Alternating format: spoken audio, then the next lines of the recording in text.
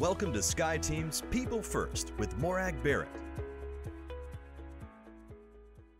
Welcome to this week's episode of People First, and I am excited to introduce you to my guest, Dr. Stephen G. Rogelberg, who is an organizational psychologist and holds the title of Chancellor's Professor at UNC Charlotte for Distinguished National, International, and Interdisciplinary Contributions. He is an award-winning teacher, has over 200 publications, been cited well over 10,000 times in the academic literature, and was the recipient of the very prestigious Humboldt Award for his research on meetings. Adam Grant has called Stephen the world's leading expert on how to fix meetings. Let me go on, though. Dr. Rogelberg's previous book, The Surprising Science of Meetings, How You Can Lead Your Team to Peak Performance, has been on over 25 best-of lists, including being recognized by the Washington Post as the #1 leadership book to watch for. And the book we're going to be discussing today, Glad We Met, The Art and Science of One-to-One Meetings, is a fabulous read, I know, because I have been immersed in it, and is already receiving tremendous praise, including being a SHRM Top 12 Workplace Books and recognition from that organization. Stephen has been interviewed on or featured on major TV broadcasts multiple times, radio leading podcasts like this one, Right. and in most newspapers and magazines. His keynotes on meetings span the globe and occur at the world's leading organizations, including but not limited to Google, Facebook, Amazon, Pfizer, Cisco, Bank of America, and many more that you've also heard of. He was invited and testified to the US Congress and is the inaugural winner of the Society for Industrial and Organizational Psychology Humanitarian Award, and just finished his term as president of PSYOP, the largest professional organization in the world for organizational psychology. Wow. Welcome to People First. Thank you. It is so good to be here. I very much appreciate it. Well, I am excited to dive into your book, Glad We Met. I am glad we met. But before we get there, I start every episode with the same question. So tell me, Stephen, when you were a wee lad, you were sitting there maybe at middle school and the teacher said, okay, Stephen, what do you want to be when you grow up? Mm-hmm. Humboldt chair or Humboldt Award winner. What was your answer back then? Well, I was not a very serious child. So I was just one of these kids that loved to play and play and play. So probably my answer would have been a baseball player, which is not all that interesting, but I didn't get clarity about what I wanted to do really until, the end of undergraduate.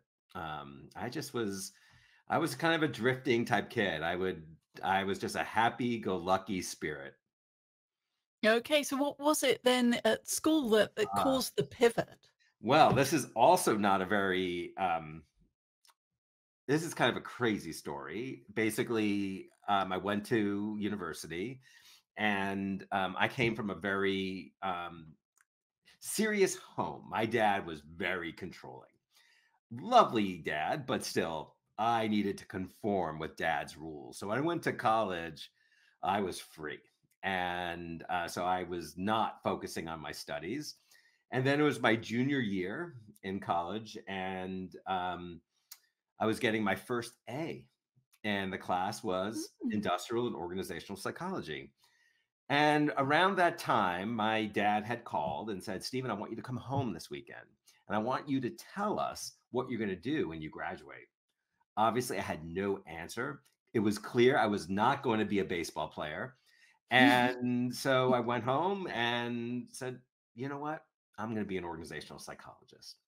And that was it. There was not much thought into it, but it was a good choice. I'm really glad I did it. And it's just been a wonderful profession. I've enjoyed it thoroughly. So it turned out okay. It does turn out okay. If the short edited highlights of the introduction is anything to go by, cited by more than 10,000 leaders, I think you're doing a little bit more than okay. So Appreciate what is it about in industrial and organizational psychology that it. Yeah. lights you up? Oh, it's a great question. I'm really drawn to study practical problems where that are causing tremendous pain to people and yet have real potential for good. Mhm. And meetings fit that. Meetings obviously cause lots of pain, but they actually do have potential for good. And then one-on-ones, which is the focus of my new book, as you said, the potential for those is massive. So I am just drawn to study pain and try to fix it. Yeah, no, it's interesting because the subject of meetings isn't one that naturally came to the top of my mind of, oh, let's write a book about it. But when I read the book about one-on-one meetings, I was like, well, of course. And Yeah. I was reading some stats recently about literally billions of meetings being held every single day. Yeah. Yeah. It's So crazy. given that we get so much practice, I'll use Mhm. air quotes for those who are listening to Yeah. the audio version, just so you know, given that we're in meetings so much of our Yeah. waking time, why is it that so many of them suck? Yeah. Great question. Um, so there's a few forces that are leading to this terrible problem. So first of all, if you survey people coming out of a meeting or out of a one-on-one, there's one person that says that was really good, and it was the leader. The leader Okay. is much higher than everyone else. So there's a little bit of a blind spot going on, right? Leaders are not aligned with their direct reports or team members. So you have this blind spot. That's force one. Second, if you look at the training that exists in organizations around meetings and collaboration, it's either not there, especially around one-on-ones. Like I've only Mhm. found one organization that does it, and the training that is there tends to be not aligned with Mhm. the science. For example, they always say have an agenda. Well, the science doesn't actually always support having agendas. That's why in my book it's called "Agendas Are a Hollow Crutch."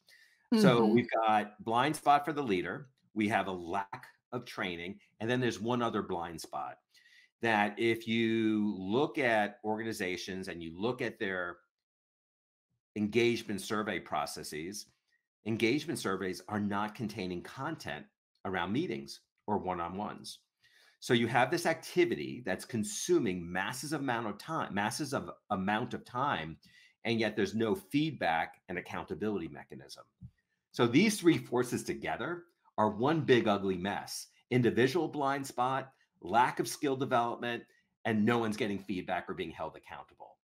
Thus, So I know we continue to recycle the bad practices that we ourselves have experienced. and that's the bad practices that Eric Ruby and I hear about in the leadership programs that we're designing is either they're not happening at all, because we'll often ask how many of you are having one-on-ones. Mhm. Then to your point, there's that gap between, well, I think I'm great at it, it's everybody else's meetings who suck, but there isn't a feedback loop.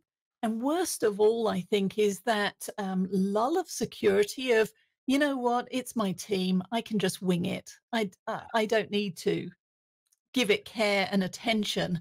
But our advice is actually you need to double down on the care and attention when it is your direct reports, when it's any meeting, but especially when it's those who work close to you. Love it. Great summary. And so I talk about this notion of being a good steward of others' time. Mhm. And if you embrace that notion of being a good steward, the thought of people leaving a meeting with you and saying it was a waste is so uncomfortable that you become intentional, right? You think about the meeting before it happens to make sure it's going to be a good use of time. Well, interestingly, to your point, we act like good stewards of others' time when we're having a meeting with a key boss or a key stakeholder, because we don't want Mhm. them to say this was bad. But Yep. we typically take that stewardship and put it aside when meeting with our team or directs. And this really manifests itself in one-on-ones in particular, in that one of the common problems that occurs is that the meeting becomes hijacked by the manager, right? Because the essence of a one-on-one is it's a meeting for the direct, just Hmm. facilitated and orchestrated by the manager. But the manager's needs are secondary by far. But the common mistake is the managers just can't help themselves. They think of the meeting, oh no, this is mine. I'm going to get a bunch of status updates. Well, that's not very inspiring, right? That doesn't help an employee feel truly seen. And there's lots of ways of getting status updates. Like we don't need to rely on a one-on-one meeting to do that. And, it misses the whole point of a one-on-one. The whole point to have this predictable time where your people can share what's on their minds, identify where they need support and help, think short term and long term, and ultimately have this time on your calendar where they can truly be seen. So that's what I took away from the book. This is an opportunity for them to be seen and to be heard. It Hmm. is their meeting more than it is mine. Right. And therefore, the agenda needs to be skewed less about what are they doing. And you touched on it there. How are they feeling? What's getting Mm. in the way of the Right. success? So if I'm a leader listening to this and I realize, okay, maybe I am doing one-on-ones, in which case I applaud you, but I want to breathe fresh life into them. Yeah. What's the first step? So I like that frame. In the book, I talk about either starting the practice or rebooting the practice. Hmm. Because clearly these things aren't working. Our data suggests that only around 50% of one-on-ones are rated optimally. And this is very problematic. Unlike meetings in general, where if you ask people, do you want more meetings? They say no. But when it comes to one-on-ones, if you ask people, do you want one-on-ones? They say yes. They Hmm. recognize that these are critical. So these are meetings that people truly want. So the best thing, to start this as a reboot, the leader needs to tie this to values. They need to meet with their people and basically say, my values are such that I want to elevate and support people. I want to help people become the best they can be and thrive. And in that spirit, I want to reimagine our one-on-ones and then kind of lay out what they're thinking. But I love the idea of tying it to values because then it's not a flavor of the month. And one-on-ones really they are a display stage for leadership and they are a display stage for your values. So tying it to values is a key first step to the reboot. And then it's kind of, embracing a lot of this science-based content that I shared, reminding yourself what the meeting is about, having predictable cadences. And the science is most aligned with a weekly or bi-weekly or every other week cadence to get the most benefits. And then I'll just share one last thing because I know we'll probably have a lot of more content around this, is that one of the things that leaders do wrong, sadly, quite frequently, is they cancel these things. Oh, yes. When I And they talk with leaders and they say, "Well, when did you last have a one-on-one?" My boss keeps canceling them. It sends a and terrible message. exactly. The signal that that sends is devastating to employees, right? It's basically, I mean, imagine with your child, right? If you Mhm. that child, you have a predictable engagement with your child and you keep canceling it, right? That kid doesn't feel very connected to you, the family, doesn't feel nearly as psychologically safe. And so the same applies to the workplace. When you cancel these things, then it's sending a signal that, well, there's other more important things. Um, Mhm. and the fact is, there's actually not. It's actually not. And if you have to cancel, which does happen, then move up the meeting, make it faster, then kick it back, or just make it really short. Even if you have a 10-minute check in, that still sends the message that your employees matter. And as leaders, our success is ultimately a function of the success of our people.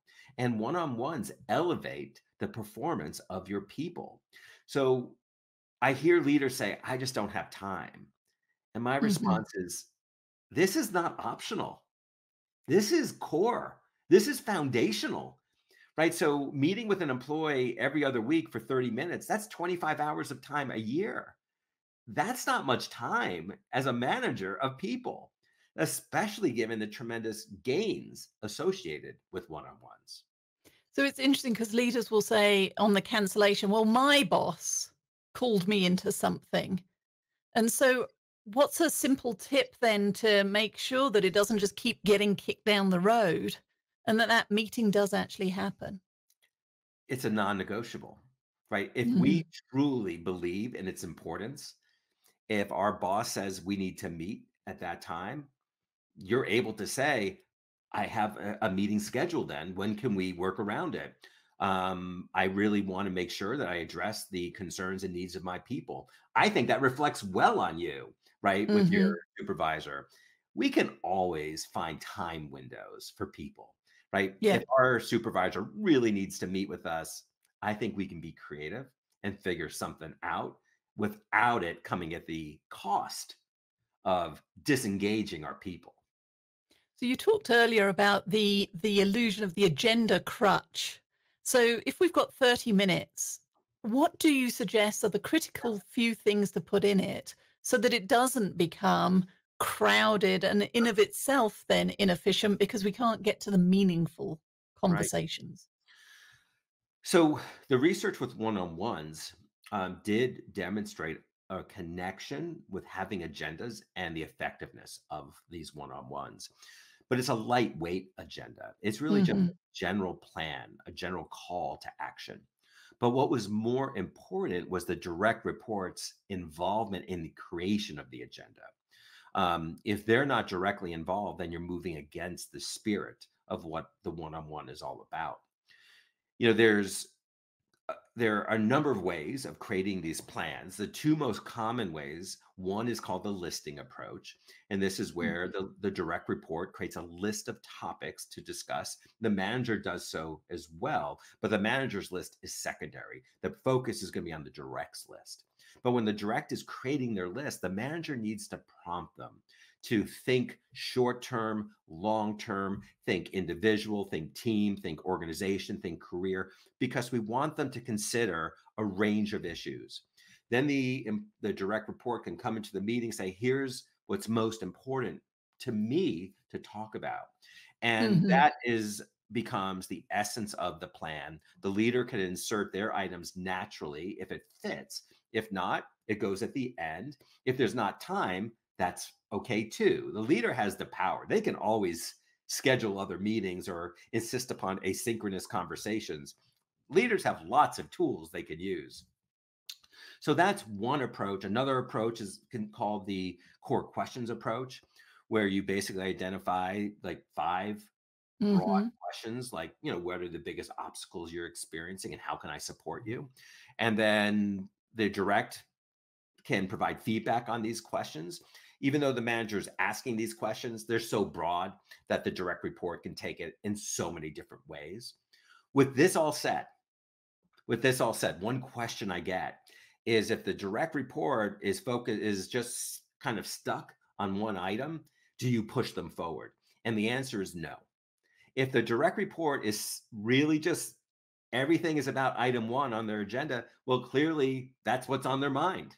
Mhm. Now, we could say to them, listen, we're going to be running short on time.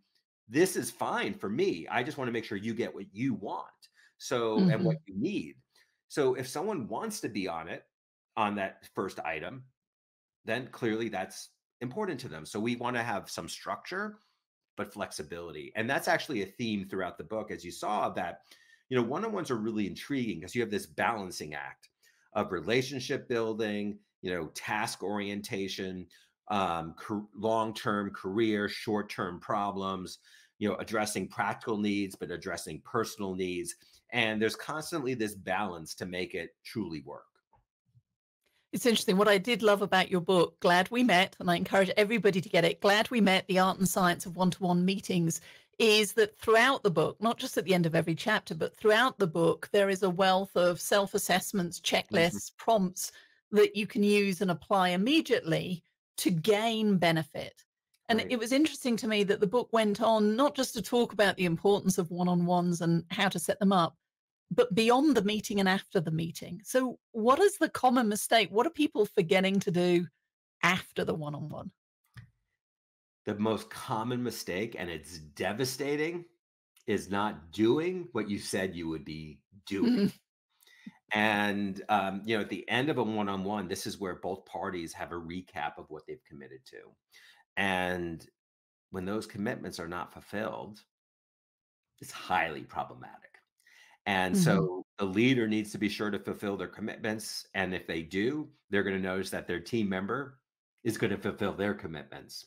And so it's that follow through. And then, when these one on ones are at this regular cadence, weekly or every other week, the beautiful thing is you just start to see this momentum being built. Right now, the leader's in position to say, "Hey, I know you were working on X. How'd that go? I know you mhm, tried B. How did that go?" And you could just see the momentum building. And one of the things I talk about in the book is it's one-on-one's connection to performance appraisal systems.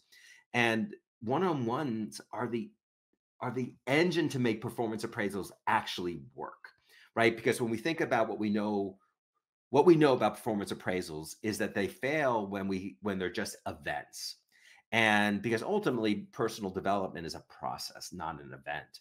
Well, one-on-ones become the mechanism to keep having self-awareness, getting feedback. So when performance appraisals happen, there are no surprises. There's mhm. no anxiety. In fact, looking through your minutes across all these one-on-ones give you the content of your performance appraisal. In fact, a great use of AI is taking your notes, putting it into ChatGPT, and ask it to identify themes. And those themes Mhm. become key components of the performance appraisal. All right, so you've touched on one benefit there. What's in it for the leader? Come performance review time, you're not having to try and, well, what has this person contributed? You've got your notes from your one-on-ones. What what else and who else benefits from effective one-on-ones? Thank you. So the data are really clear on this. Gallup did a study with 2.5 million people, for example, on one-on-ones. Basically, when employees are having these constructive one-on-ones, their engagement levels are much higher. They feel much more connected to the organization. Your top talent tends to stay. People see themselves having a future. Inclusion efforts increase. And given that these one-on-ones help people become more successful, their performance improves. Then, as I mentioned earlier, as their performance improves, team performance improves, and all of this is a great reflection on you. But we also shouldn't forget what we know about life satisfaction. One of the greatest predictors of life satisfaction in the research is helping others. Well, it Helping. comes back to the work we do at Sky Team, and the more we know, like, and trust each other, the more willing we are to go that extra Yeah, mile. And to your point, it follows through in health, happiness, and right. productivity. One-on-ones are just this place of humanity. And Hmm. when you think about the pandemic, what people missed was genuine connection, right? It wasn't necessarily being at work per se. That's just a place. What they missed was genuine connection, really being seen by their bosses and their leaders. And so one-on-ones are that tool for realizing that hope. So I'm curious, given the research that you've done both with your first book and now this book, Laser Like on meetings, what's one way that you've changed how you both host meetings, but also changed how you show up in the meetings that you attend? That's a multiple part question. Okay. Um, all right. So I'm going to take the second part first. Okay, how you show up in How I meetings. This show up. is you taking your own medicine here. And I'm going to tell you one of the greatest benefits of writing a book about meetings is that when I'm in a meeting, given that people know I wrote a book about meetings, they actually work much harder at making sure it's a good meeting. So Hmm. the quality of the meetings I don't control, I attend is so much better now. They feel pressure having me in the room. So that has been a wonderful benefit. Now, in terms of meetings I lead, I mean, I'm always trying to leverage the science. I'm all in on it. It's super important to me. And so for example, I'll give you an example. The going back to agendas. We can schedule, we can organize agendas as a set of topics to be discussed. Hmm. And what's emerged in the research is that it could be very compelling to create an agenda as a set of questions to be answered. And by Oh. framing your agenda as a set of questions to be answered, now you have to really think about why you're having the meeting. By framing your Hmm. agenda items as questions, now you have a better insight on who needs to attend the meeting. They're relevant to the questions. You know if the meeting has been successful because the questions have been answered. Can you And answer it? Hmm. and if you just can't think of any questions, you likely don't need a meeting. And so that is an example of something that I am pretty obsessed with. And so my leadership, I try to incorporate content like that. My meetings tend to be really short. Um, you know, the research is consistent with something called Parkinson's law, which is the idea that work expands to fill whatever time is allotted to it. Yes, A meeting and scheduled more.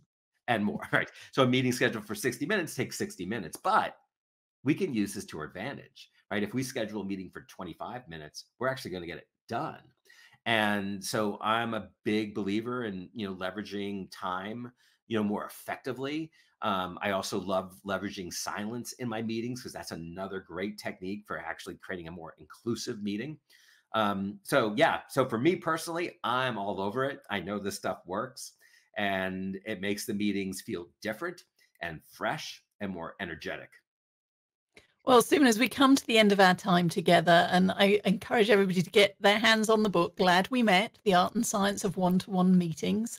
It's available in Audible and Kindle and print, and it is a gem of a book. So as we come to the end of our time together, I'm curious, what's the parting words that you would like people to leave with, and how can they learn more about you and the work that you do? Thank you. Yeah, I think the parting words would be we all crave truly being seen. We also know that that adage that people don't leave bad jobs, they leave bad bosses. Mhm. And as a leader, your role in employee experience is so massive. And these one on ones are truly your opportunity to live a set of values that genuinely elevates others. And by doing so, it only makes you better. So, those would be my parting words in terms of more on me. So definitely visit my website, stephenrogelberg.com, stephenrogelberg.com. I have a ton of resources there that are readily available. I also have links to buy the book, of course. I do want to point out I am so passionate around getting this content out that all my author royalties are being donated to the American Cancer Society. So buy the book if you want to level up your one-on-one leadership skills, or buy the book if you'd like to help eradicate cancer. Either Mhm. way is great with me. So thank you so much. This was such a fun interview. I loved your questions. I loved your summaries. Well, thank you, Stephen. I enjoyed your book so much. And as I say, I think it's going to be a standard recommendation on the leadership programs that we're creating and running here at Team. But in the meantime, I look forward to ongoing success and I look forward to future conversations with you. I really appreciate it. I will hope to see you soon. Thank you so much for joining Morag today. If you enjoyed the show, please like and subscribe so you don't miss a thing. If you learned something worth sharing, share it. Cultivate your relationships today when you don't need anything before you need something. Be sure to follow SkyeTeam and Morag on LinkedIn, Facebook, Twitter, and Instagram. And if you have any ideas about topics we should tackle, interviews we should do, or if you yourself would like to be on the show, drop us a line at info@skyeteam.com. That's SKYE team.com. Thanks again for joining us today, and remember, business is personal and relationships matter. We are your allies.